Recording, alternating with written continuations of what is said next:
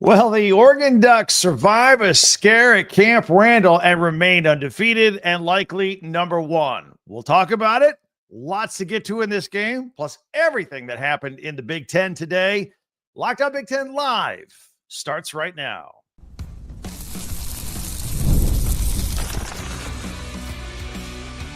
You are Locked On Big Ten, your daily podcast on the Big Ten Conference. Part of the Locked On Podcast Network, your team every day. Welcome to Locked On Big Ten Live. I'm Craig Sheeman. 40 years as a sports talk show host and play-by-play announcer. I want to thank you for making us your first listen each and every day. We are free and available wherever you get your podcasts and on YouTube, part of the Locked On Podcast Network, your team every day.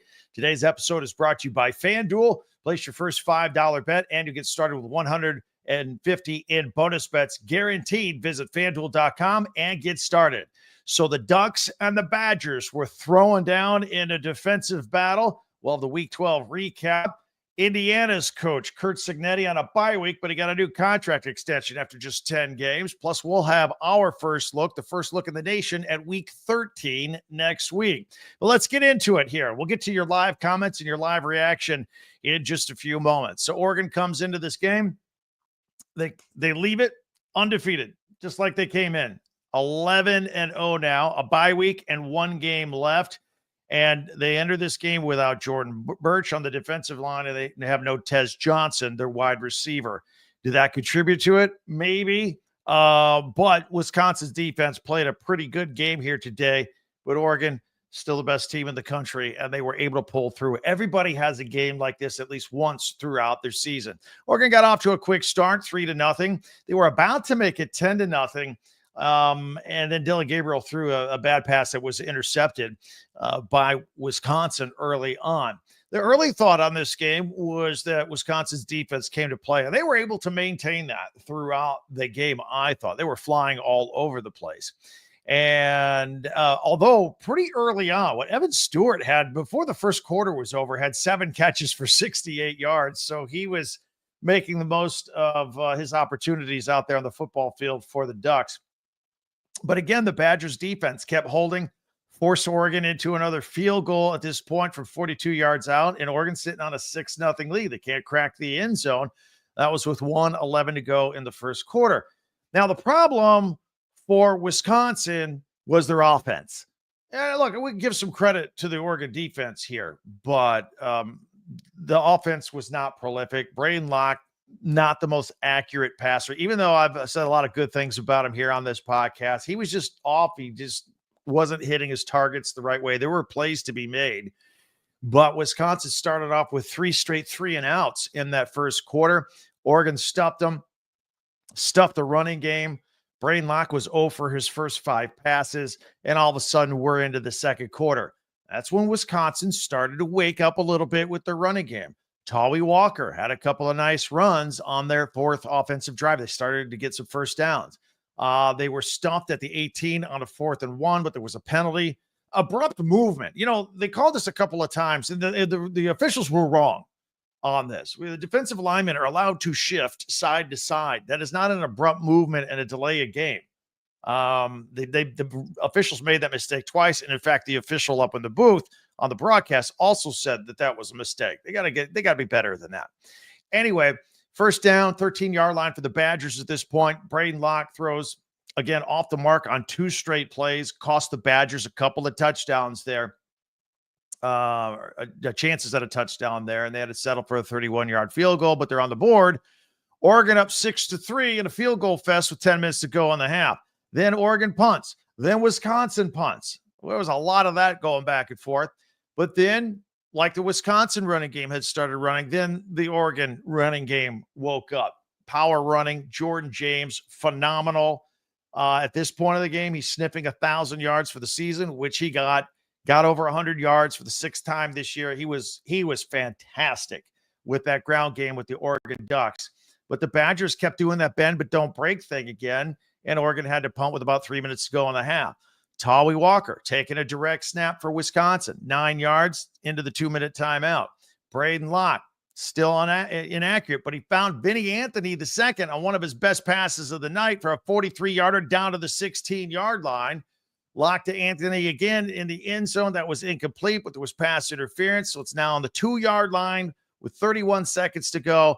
And the lock finds Will Pauling, who got hurt later on in the game, and the Badgers could have used, but they got the touchdown. And the Badgers, after just fighting and struggling in the first half, get a 9-play, 75-yard drive to take the lead with 25 seconds to go. 10-6 is our score as we go into the half. Oregon did not find the end zone in the first half. In the second half, Wisconsin's opening drive kind of looked like old-fashioned Wisconsin power running football from back in the day. They had on this drive, they had a successful 4th and 1 conversion on the ground.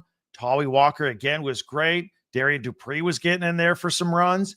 And then Braden Locke. There was that one weird play where Braden Locke was scrambling, actually threw left-handed into Anthony in the end zone, but there was a flag. It was an ineligible man downfield because the play took forever to develop.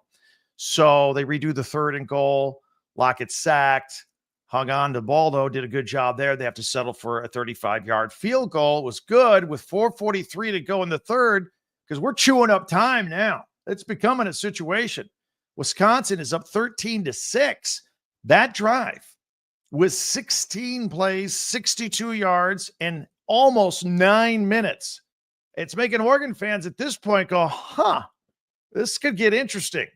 But then Oregon answered with more of its power running game again. Jordan James is on the rolling. He got over the 1,000-yard mark for the season on that drive. But that drive stalled. It stalled with a couple of Dylan Gabriel sacks. Actually, when he got to the line of scrimmage, it wasn't a sack. But the next one, he was sacked. So we go to the fourth quarter. Everybody's doing jump around. All the traditions there at Camp Randall. Even the Oregon Ducks players were doing it. It was a 4th and 9 on the 41. Terrence Ferguson makes the catch for the first down. Huge play. Then Jordan James punches for 11 yards for a touchdown. And this is early in the fourth quarter. Oregon ties the game at 13. I talked about the Wisconsin drive a moment ago. This Oregon drive, 13 plays, 81 yards, took 6.5 minutes. So here we are.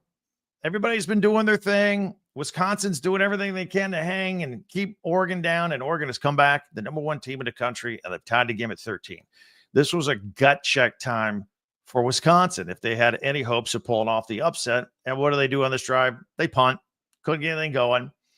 Oregon goes on offense. But then, again, the Wisconsin defense kept hanging around, got a huge sack, and they forced Oregon to punt. We're still tied with 8 minutes to go. Wisconsin gets the ball. They got a big first down, apparently, but then they didn't. It was I'm going to call it was a bogus chop block that negated the first down for the Badgers, and then they ultimately had to punt. Bad night for the officials tonight. It might be 3 egregious calls on their part in this game. So Oregon gets the ball on this punt. They're across midfield. Great field position with 6:49 to go. They end up getting a 1st and goal. But Wisconsin held them again and forced a field goal. By the way, at this point, Oregon, late in the game, they're about 100 yards below their average per game at this point. Again, take your hat off to the Wisconsin Badger defense. They hold them to a 24-yard field goal here, but it gives Oregon the lead 16-13. We're about 2.5 minutes to go. So Wisconsin comes out. All right, our defense is holding them. Let's at least get a field goal at a time, maybe a touchdown. We can win this thing. Awesome. They come out. What do? Delay a game, right? That should never happen coming out of on a first down play off the sideline like that. That was inexcusable.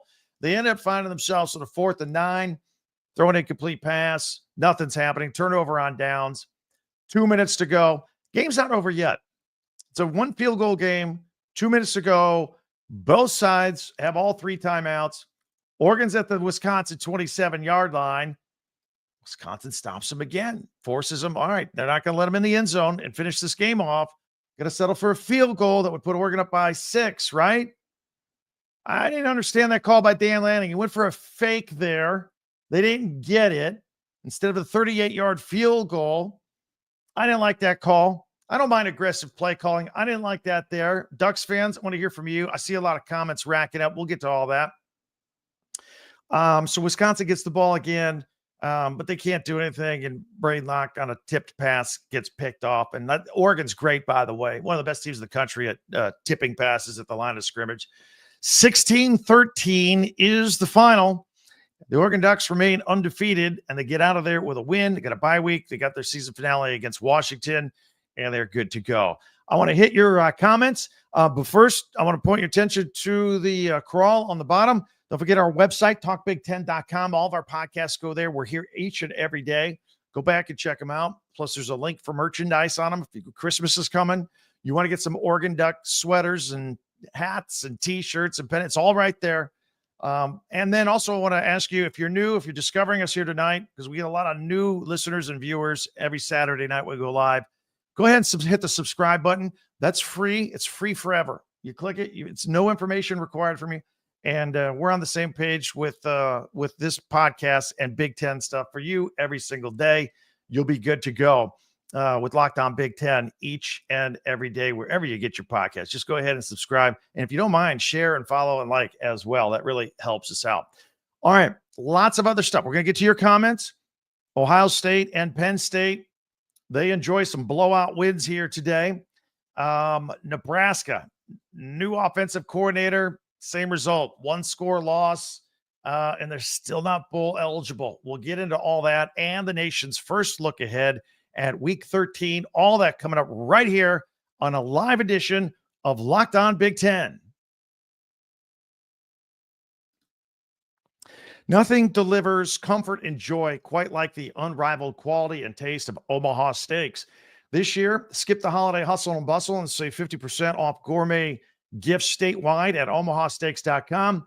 Plus, get a $30 reward card when you shop early and score the extra $30 off with the promo code COLLEGE.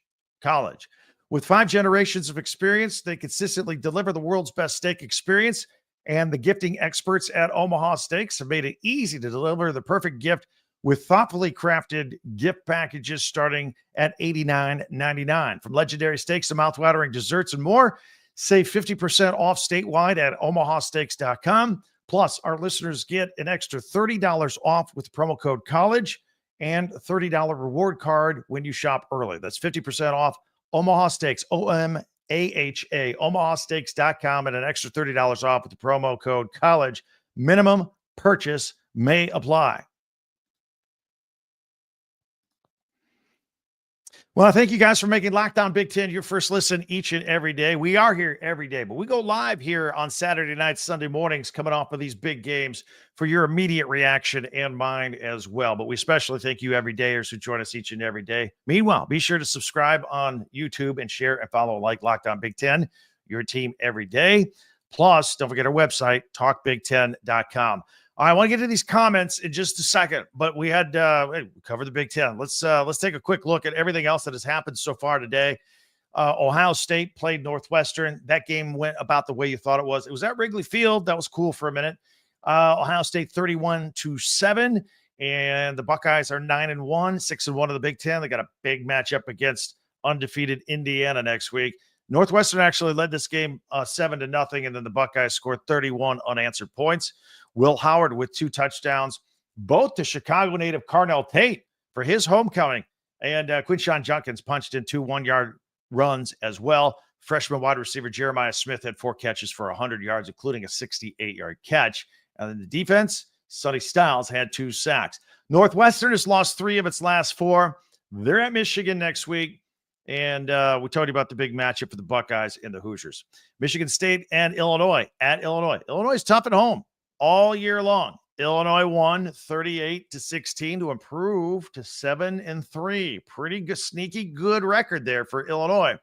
Josh McCray ran for 3 touchdowns. Luke Altmaier had 2 touchdown passes, and Pat Bryant caught 4 passes for a career-high 135 yards and a touchdown, which was a 57-yarder in his final home game of his career. And the Illini snapped the 2-game skid. Their 6-1 home record marks the first time they won 6 home games since 2001. Illinois' Seth Coleman had 2 sacks. Gabe Jacobs had 1.5 sacks. The Spartans, on the other hand, have lost 6 of 7. Aiden Childs threw 40 times in this game, 2 touchdowns. No interceptions. That's good for him, but he was sacked 5 times. Michigan State By the way, their defense produced no sacks for the 5th straight game. They got to fix that. Illinois, back to them for a moment. They close at Rutgers and Northwestern. Those are winnable games. I'm not saying anything's a gimme, but if they win those two and then say a bowl game, then Brett Bielema will have earned his first 10-win season at Illinois, and the first that since he rattled off 3 straight double-digit wins when he was the head coach of Wisconsin back in 2010 through 2012. Penn State beat Purdue. We thought maybe Purdue, last week we predicted Purdue would score no points against Ohio State. That turned out to be true. This week we predicted that Purdue would score 3 or 7. Ceiling was 10. They got 10.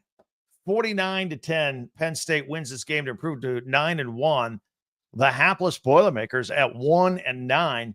Drew Aller threw 3 touchdown passes. Bo Perbula threw a touchdown pass. And their awesome weapon, their tight end, their all everything, who, by the way, we got to get some Heisman hype for Tyler Warren. Kid's amazing. He throws touchdowns. He receives touchdowns. He rushes for touchdowns.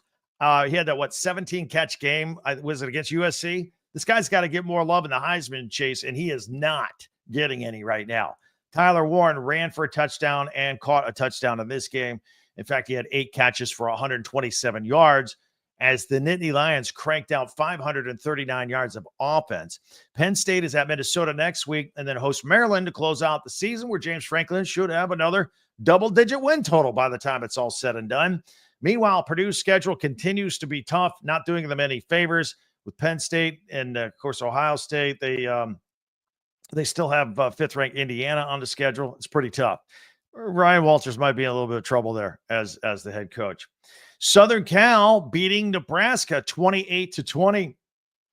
A lot of changes for both of these teams in the last week, and both teams desperately needed this win. USC got it.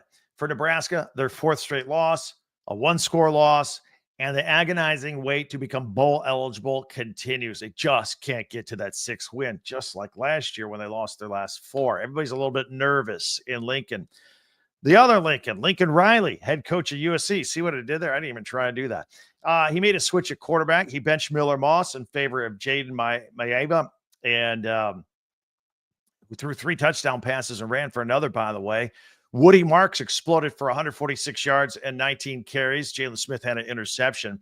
On the other side, Dylan Raiola threw a touchdown. He had a couple of interceptions, including the game ender in the end zone on the game's last play. Again, new offensive coordinator this week, Dana Holgorsen, coming in during the bye week, and they don't get the win just yet. So we'll see how that continues to go. I think it was a pretty good gutsy move by Matt Rule, bringing him in and hiring him, but didn't get the dub today. One note, Nebraska's Sire Wright, he's a transfer from USC, went to Nebraska against his former team, had a 45-yard pick 6, and blocked the Trojan field goal attempt. He had a huge day for the Huskers. USC plays crosstown rival UCLA next week and then hosts Notre Dame for their regular season finale. Nebraska hosts Wisconsin, who we just saw play a tough game against Oregon. And then they finish at Iowa. That's a tough place to play. Again, they need one more win to go bowling. Can they get it against the Wisconsin team we saw tonight play the number 1 team in the country down to the wire? Or go into a tough place like Kinnick Stadium in Iowa and get one more win and get bowl eligible? This is getting a little nerve-wracking for the Huskers. Also on Saturday, Rutgers beat Maryland 31-17. Rutgers now 6-4 and bowl eligible. Ethan Kaliakmanis threw 2 touchdown passes. Kalman Ungai coming right off of concussion protocol, 25 carries, 97 yards and 2 touchdowns. Demir Miller had another big game again this week, 8 catches, 107 yards and a touchdown. And Jordan Thompson had an interception. Saquon Royal had 13 tackles, 10 solo and a tackle for loss. By the way, only 13 players made the stat sheet, made tackles or anything statistically relevant for Rutgers. Their starters, I guess, stayed in. Maybe a few players played and didn't register a stat, but it was kind of interesting if you look at the box score of that game. For Maryland, Billy Edwards threw for 335 yards and a touchdown and an interception. And let's now not forget Friday, UCLA at Washington. The Huskies, they won 31-19 to improve to 6-5. They're bowl eligible. Yesterday on our podcast, Locked On Big Ten, I gave you the opinion that the Huskies should use Damon Williams Jr. more at quarterback. And Friday night they did. Sometimes they bring him in for change of pace. I thought they should use him more. I wasn't necessarily saying make him the permanent starter, but they should use him more. He came in and he led the team to 3 second-half scoring drives. And again, they clinched bowl eligibility here. Jonah Coleman ran for 95 yards and 2 touchdowns. The Huskies have won 20 in a row at home now. And, they led 14-13 at the half, but Will Rogers threw 2 quick picks in the second half, and that's why they made the change at quarterback in that on Friday night. And the Huskies defense sacked Bruins quarterback Ethan Garber 6 times. Russell Davis II had 3 sacks in that one. For the Bruins, their 3-game winning streak is over. They still have games against USC and Fresno State in an effort to become bowl eligible. For the Huskies, the next game, they get a bye, and then they got number 1 Oregon to close it out. No word yet from Jed Fish, who his starting quarterback is going to be. And by the way, UCLA's Carson Schlesinger, who had 2 interceptions last week, 17 tackles in this game.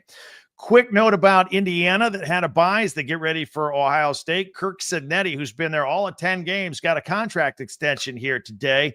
8-year extension, $8 million per year, plus $1 million per year retention bonus. So $9 million. Indiana stepping up. They like that 10-0 record for Curt Cignetti. Michigan and Minnesota and Iowa were on byes as well. All right, you've been very patient. I see the comment board is lighting up. Let's get your reaction. You got all mine from all the action here today. And let's take a look at this thing. A lot of Duck fans out here today. Although Jeffrey pointed out early on, the number 1 team did not look like the number 1 team. No, it took them a while to get going. There's no question about that.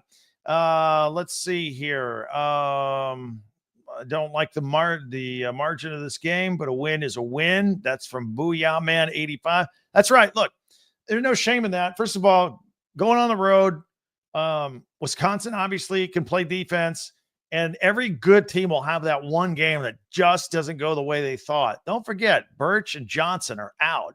So 2 big weapons, 1 on each side of the ball. I wouldn't beat yourself up too much on that one. Jeffrey says, I guess when you get $20 million and you got Nike money, hey, man, you're ready to roll. Rough Daddy, let's go Ducks. Wow. Absolutely. Let's see what else we got here. Ulysses checking in. Very excited about the Ducks. William was stressed out by the Ducks. It's a close win. You're going to have more of these if you get into the playoffs. Well, you will get into the playoffs, but you're going to have some tight games. Obi says that was an exciting game as well. What else we have here? Saya 123 says the haters are unreal on live streams. Really? Are they everybody bashing Oregon here tonight? Donnie says, great job, Craig. Oregon made too many mistakes. The Ducks and the Buckeyes will meet again. They will. Don't forget the Hoosiers, though, for a Big Ten championship, possibly. But whether it be that or the playoffs, I think the Ducks and the Buckeyes are on some sort of collision course. J-Rod says defense wins championship. This defense is elite. Definitely look like a number 1 team. Yeah, you know what? That's a good point. We talk about Wisconsin's defense came to play and held the Ducks to 16 points.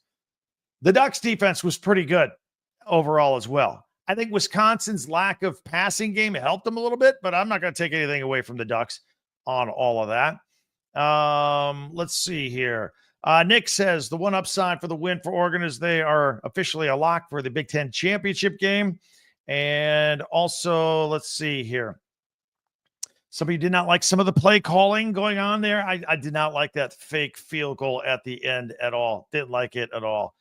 Let's see what else we got here. Then coming up in a minute, we're going to take a look at next week already. There's Kevin Chandler with a "we are." Enough said. My Nittany Lions with the big blowout today over Purdue. Stewart says Purdue can't score against good teams. Well, they scored a lot of points today against a bad team. That's for sure. And again, Tyler Warren needs to get some Heisman hype for sure. Kevin says that Ducks defense is not in the same area code as my Nittany Lions defense. Well, maybe. Let's see. And now some trash talking back and forth there between Penn State and Oregon fans on the line here. I like that. Nick says Penn State loses in the first round. That's what's going to happen in the playoffs. Anyway, keep the trash talking going. I love it. A lot of reaction here. Stewart says anytime Oregon and Wisconsin play each other, it always comes down to the final few minutes. Daniel says Oregon faced a wicked defense and tough win by a hair. Absolutely. Let's see if we can find a few more. Washington is like 0-5 on the road. Yeah, they are, Nick. They're wonderful at home and they don't win on the road. We've talked about that a lot. It's kind of peculiar, actually. Matt says Notre Dame should be out, and Armenian is accusing Daniel of trolling with his comments. There you have it. Keep the comments coming. I absolutely love it. And then coming up in a minute, we are going to have our first look, the nation's first look at week 13. Take a look at the Big Ten schedule next weekend. That's all coming up. Plus, we'll see if we squeeze in another comment or two from you on our live edition here Saturday night going into a Sunday morning on Locked On Big Ten. Check out FanDuel. FanDuel makes the fun of watching sports even more fun. For example, you can tackle the NFL action. FanDuel, America's #1 sports book, because right now new customers can bet $5 to get $150 in bonus bets if you win. The FanDuel Sportsbook app gives you everything you need to place live bets on the NFL all in one place. So when you get a hunch in the middle of the game, you want to check out some stats, the scores, it's right there on the same page where you put your bets. Just visit FanDuel.com and join today. And you get started with $150 in bonus bets if you win your first $5 bet. That's FanDuel.com. Never waste a hunch and make every moment more with FanDuel, an official sportsbook partner of the NFL. Sunday night football. The Bengals and the Chargers. Chargers -1.5. I like the Chargers. They're really playing solid football. Jim Harbaugh has turned the Chargers into Michigan football. Same style. Low passing, good defense. Now, the Bengals, win or lose, and they've been losing a lot. Joe Burrow will still throw 4 or 5 touchdowns and put up a lot of yards. So I actually like the over in this game, 47.5, even though the Chargers defense is pretty good. Put it all out there at FanDuel.com. FanDuel, an official sportsbook partner of the NFL. Thanks for checking us out here on our live edition of Locked On Big Ten. Let's do the nation's first look at week 13. I'm a little sad. Week 13 and then week 14 rivalry week, although some rivals meet up in week 13 as well, but the regular season is winding down. We got Friday Night Lights in the Big Ten coming up this week on the November 22nd. Purdue is at Michigan State. Then we go to Saturday's action. Penn State is at Minnesota.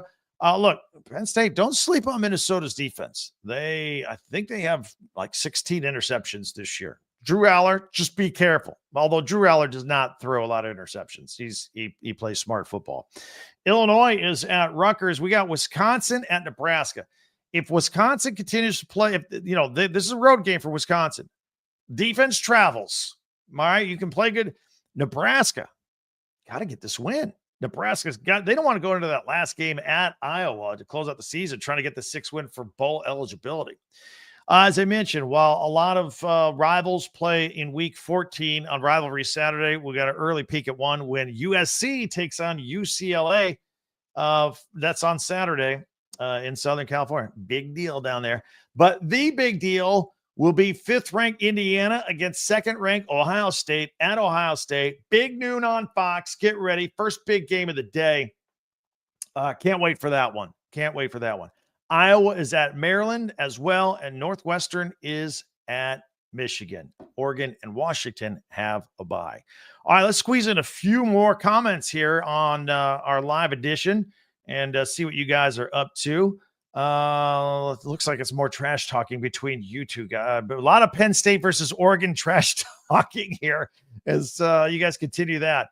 Let's see. Penn State Jim says saw the Huskies last week in the whiteout game. Not sure why anyone thinks that they can beat anyone. Okay. Let's see. Coach Lanning doubled down on his defense. They achieved that from Sand Mountain. So, that was the one thing about the fake field goal at the end, even though it didn't work. He had faith in his defense. He didn't think that he didn't think Wisconsin could march on down the field and beat them for sure. William say, why is there even a Husky fan on here? Y'all need to try and make a bowl. Well, first of all, we're locked on Big Ten. That means all 18.